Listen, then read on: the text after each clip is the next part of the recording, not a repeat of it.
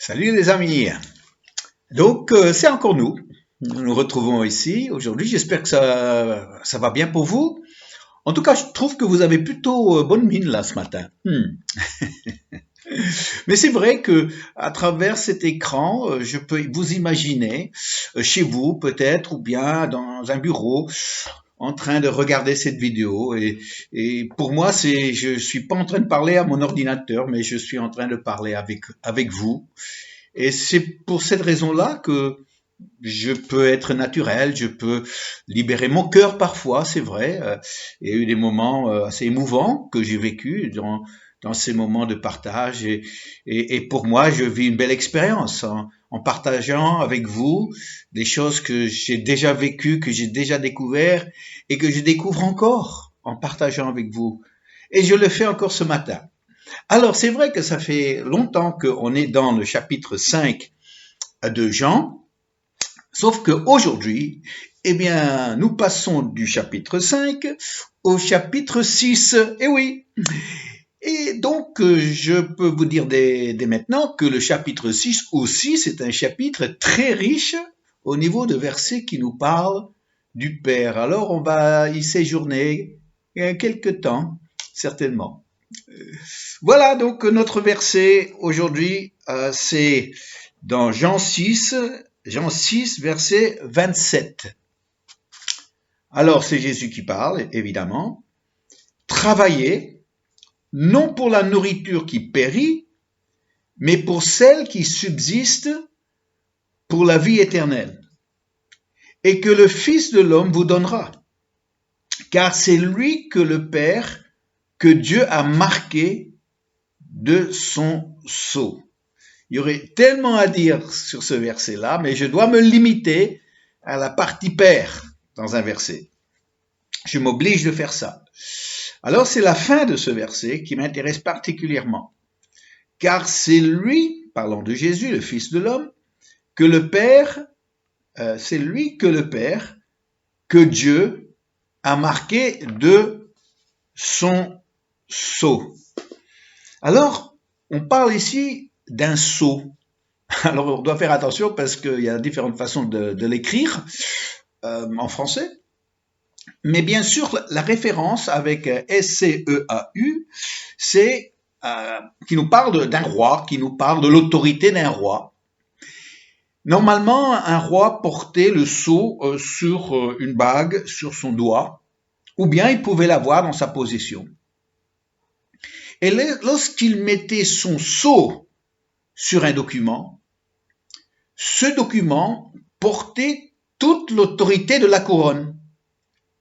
Donc, un document très important parce qu'il portait le sceau qui exprimait la volonté du roi. Et donc, Jésus est en train de dire qu'il a, lui, la possibilité de donner de la nourriture qui conduit à la vie éternelle. C'est une belle image. Il faut se nourrir pour accéder à la vie éternelle.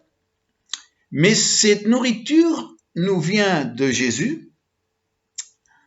Et ça, c'est possible parce qu'il porte sur lui le sceau du Père, l'autorité du Père, qui fait que toute la volonté du Père, maintenant, va s'exprimer à travers Jésus dans son désir de nous amener jusque la vie éternelle. Donc ça, c'est l'image que Jésus utilise, l'image d'un sceau qui transmet l'autorité du Père au Fils pour amener l'être humain à la vie éternelle. Mais il faut quand même se poser la question, c'est une image, c'est vrai, mais le sceau que Jésus portait sur lui, c'est quoi au juste? Est-ce que c'est juste une image comme ça, une figure qui finalement ne représente pas grand-chose? Ou bien est-ce qu'on peut identifier le sceau qui a marqué la vie de Jésus, qui ensuite lui permet de nous communiquer cette vie éternelle? Et l'autre question qu'il faut se poser, c'est lui, Fils F majuscule, a reçu ce sceau. Est-ce que nous, Fils F minuscule, fille F minuscule, nous puissions aussi recevoir ce même sceau. Donc, on a besoin de l'identifier pour pouvoir l'appliquer à notre vie. Et heureusement, l'apôtre Paul nous parle de ce fameux sceau. Oui, il nous en parle dans 2 Corinthiens 1, versets 21 et 22. Et je résume simplement la pensée avec un extrait de ces 2 versets. Vous pouvez le lire à votre aise. Dieu nous a marqués d'un sceau. Ah, Dieu nous a marqués d'un sceau. Donc, ça s'applique à nous.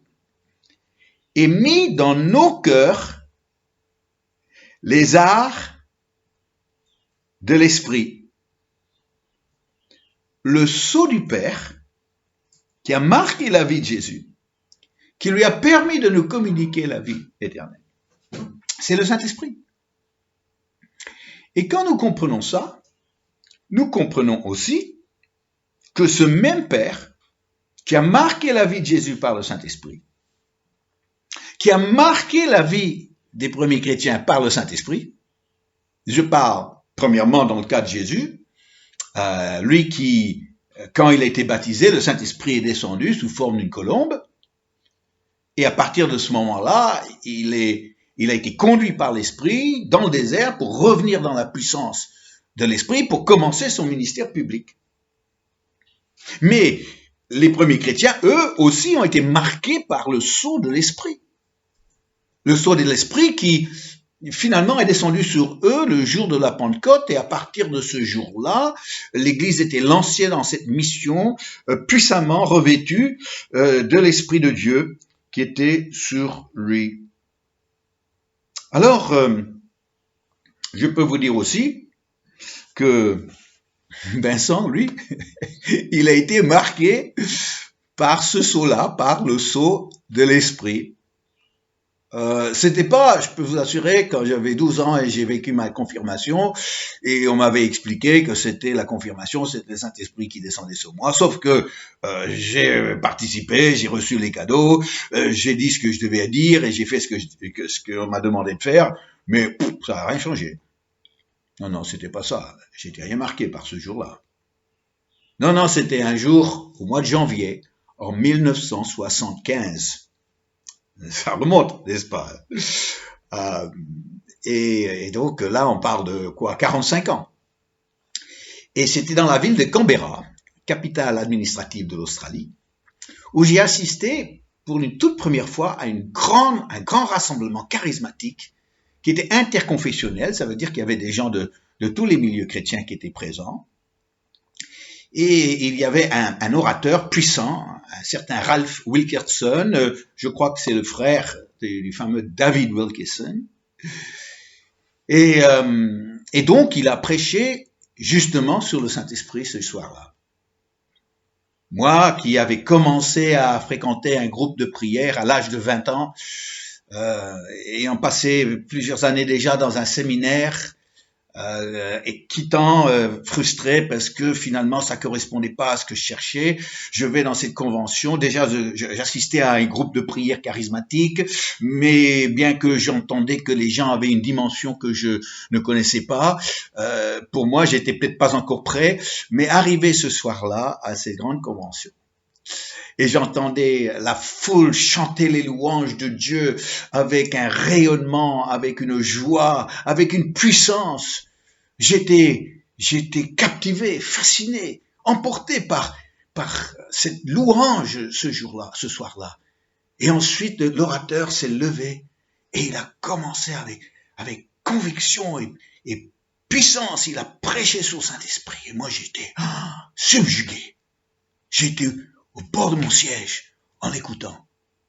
Et à la fin, il a dit, qui sont ceux qui veulent recevoir le Saint-Esprit ce soir? J'étais la première main qui s'est levée. Alors il nous a conduits tous, on était plus de 2000 personnes dans l'auditoire, il nous a conduits tous dans une prière de recevoir. Et après, il a demandé au pasteur d'aller se rapprocher de ceux qui avaient levé la main et de simplement imposer les mains à ces personnes-là et de laisser le Saint-Esprit venir. J'ai seulement appris par la suite, parce que j'étais tellement dedans que je savais pas ce qui se passait autour de moi, que celui qui était venu poser ses mains sur moi et prier pour que je reçoive le Saint-Esprit, c'était un homme qui est décédé d'un très grand âge, un homme remarquable, évangéliste, connu dans toute l'Australie et dans d'autres pays, un certain Norm Armstrong. Et j'ai seulement appris ça par la suite. Et dans ce moment que j'étais là en communion avec Dieu, que j'étais là en train de recevoir, en train de boire tout ce qu'il me donnait, je le louais dans ma langue anglaise maternelle. Et quand tout d'un coup, je me suis sans vraiment faire un effort, sans me rendre compte que je commençais à parler dans une langue nouvelle.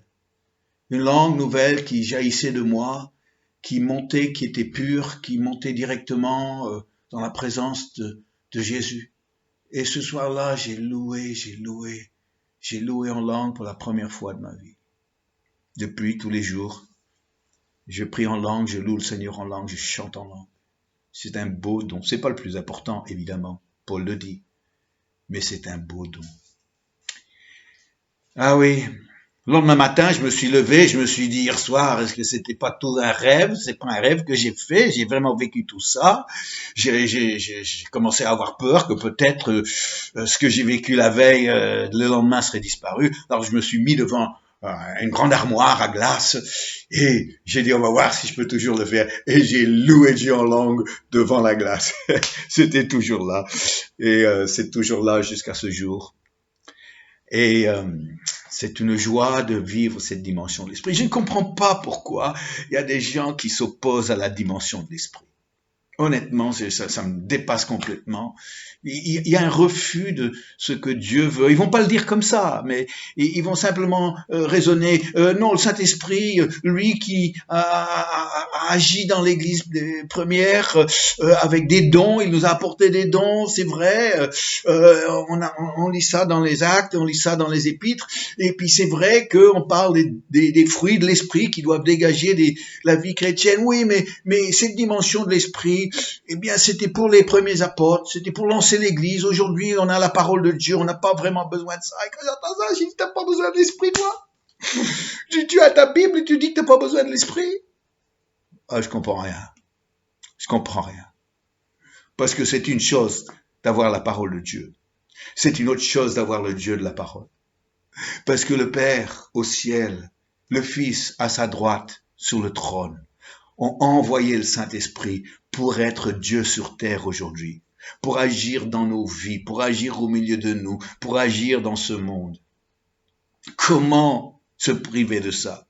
Comment penser que parce qu'on a une Bible ou deux Bibles, ou comme un qui m'a dit un jour, j'ai 15 Bibles à la maison. J'ai dit, tu peux en avoir 30, ça ne changera rien.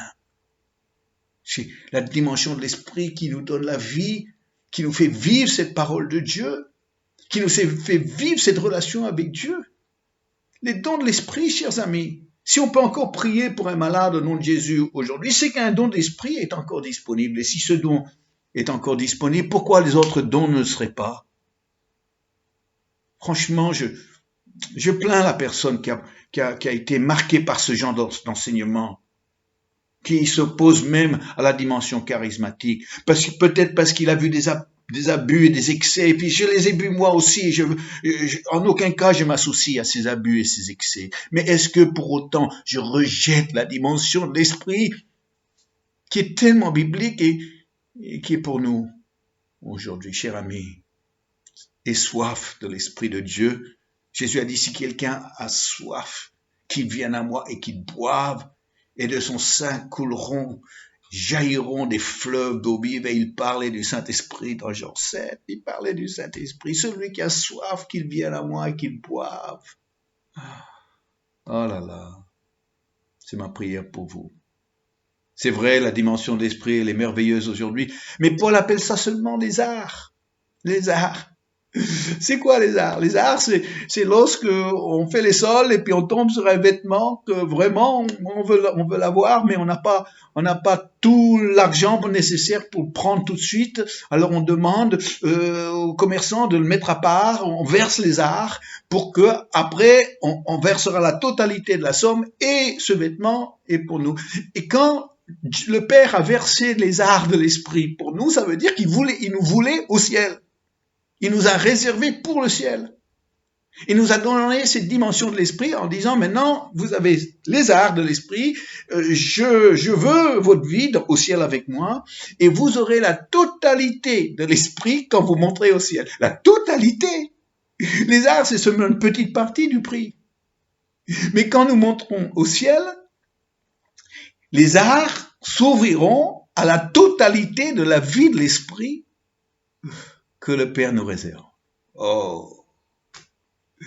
Alors, déjà, de ne pas vouloir les arts dans notre vie sur Terre, c'est ne vraiment pas comprendre ce qui nous attend encore au ciel. Alors, chers amis, oui, je suis attaché au Saint-Esprit. Je suis attaché à Jésus. Je suis attaché au Père. Mais aujourd'hui, on découvre, une fois encore dans ce verset, la Trinité, le Père, le Fils et le Saint-Esprit, le sceau, avec lequel le Père a marqué Jésus.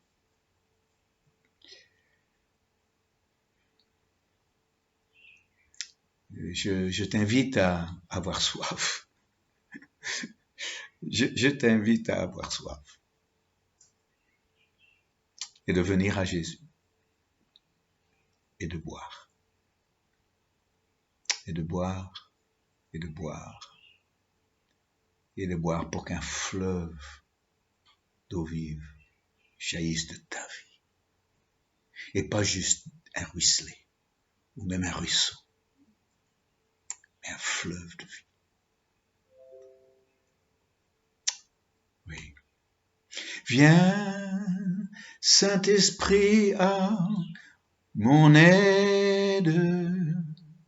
Viens, Saint-Esprit, je te prie. Viens et agis en puissance. Viens comme Jésus l'a promis. Je vous invite à fermer les yeux et de laisser le Saint-Esprit venir sur vous maintenant, sur toi, cher ami. Viens, Saint-Esprit, à mon aide. Viens, Saint-Esprit, je te prie. Viens et agis en puissance. Viens comme Jésus l'a promis. Reçois même. Reçois. Reçois la puissance de l'Esprit de Dieu qui descend sur toi. Reçois le baptême du Saint-Esprit. Reçois-le. Avec cela, reçois un des dons, le don de parler en langue. Comme le jour de la Pentecôte, ils ont tous commencé à parler en langue ensemble. Tu peux aussi. Et tu laisses ça monter, monter, monter, monter, monter. Et tu commences à parler. Pas dans la langue que tu connais. Tu oses avec foi prononcer des sons et des mots que tu comprends pas. Et cette langue de l'Esprit donnée par le Saint-Esprit, mais parlée, pratiquée par toi, sortira pour la gloire de Jésus. Et tu t'édifieras toi-même, comme dit la parole de Dieu. Reçois. Et laisse le Père te marquer de son sceau.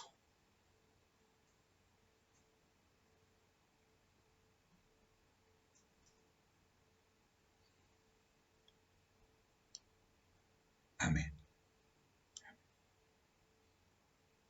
Pourquoi pas, dans le courant de cette journée, vous mettre à part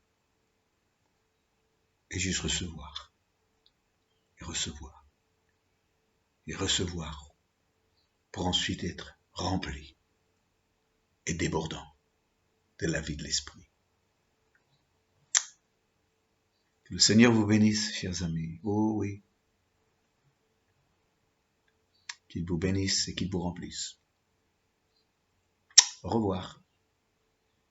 Et à demain, si vous voulez bien.